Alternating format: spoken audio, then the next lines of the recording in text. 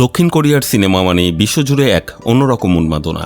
তবে এবার যে ঝড় উঠেছে তা কোরিয়ান সিনেমার ইতিহাসে আগে কখনো দেখা যায়নি। মুক্তির আগেই আলোচনা আর উত্তেজনার পারোত্তুঙ্গে নিয়ে এসেছে দেশটির ইতিহাসের সবচেয়ে ব্যয়বহুল সিনেমা হোপ।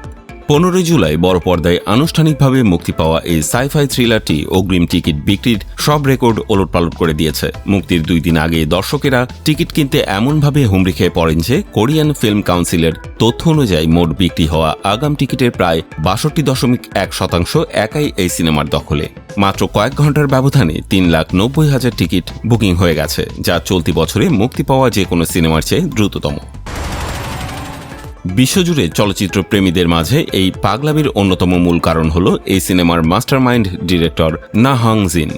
গত 20 বছরে তিনি মাত্র 3টি সিনেমা উপহার দিয়ে বিশ্ব সিনেমার আঙিনায় নিজের নামটা স্বর্ণাক্ষরে লিখে রেখেছেন।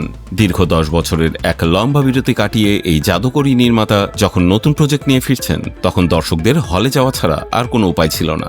2024 সালের মার্চে শুটিং শেষ হওয়া এই সিনেমাটি নিখুঁত ভিজুয়াল ইফেক্টস এবং পোস্ট প্রোডাকশনের জন্য দীর্ঘ সময় পার করে অবশেষে চলতি বছরের মে মাসে কান চলচ্চিত্র উৎসবে প্রিমিয়ার হয়। আর টাইমিংয়ের দিক থেকেও সিনেমাটি পেয়েছে এক মাস্টার স্ট্রোক।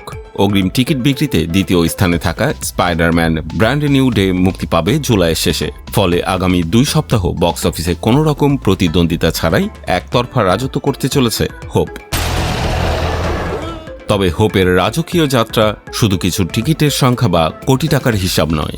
এর পেছনে লুকিয়ে আছে Korean film distribution giant plus M entertainment ও মাল্টিপ্লেক্স চেইন মেগাবক্সের অস্তিত্ব রক্ষার লড়াই। প্রতিষ্ঠানগুলো দেউলিয়া সুরক্ষার আবেদন করায় কোরিয়ার চলচ্চিত্র বাজারে যে চরম অনিশ্চয়তা তৈরি হয়েছিল, তা থেকে বাঁচার একমাত্র লাইফলাইন এখন এই একটি সিনেমায়। দেশটির সংস্কৃতি মন্ত্রণালয় 20 লাখেরও বেশি টিকিটে বিশাল ছাড়ের কুপন ঘোষণা করেছে, যার সিংহভাগ সুবিধা নিচ্ছে হোপ।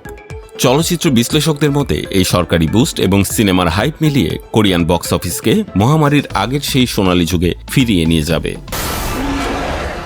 মুক্তির ঠিক আগে সিউলে আয়োজিত স্পেশাল স্ক্রিনিংয়ে সিনেমাটি দেখার পর সমালোচকরা এক বাক্যে স্বীকার করেছেন এটি কোরিয়ার ইতিহাসের এক নতুন মাইলফলক। বিশেষ করে এর হাড় হিম করা অ্যাকশন সিকোয়েন্স এবং কানের স্ক্রিনিংয়ের পর আরও উন্নত করা চোখ ধাঁধানো সিজিআই দর্শকদের স্ক্রিনে চোখ আটকে রাখতে বাধ্য করবে।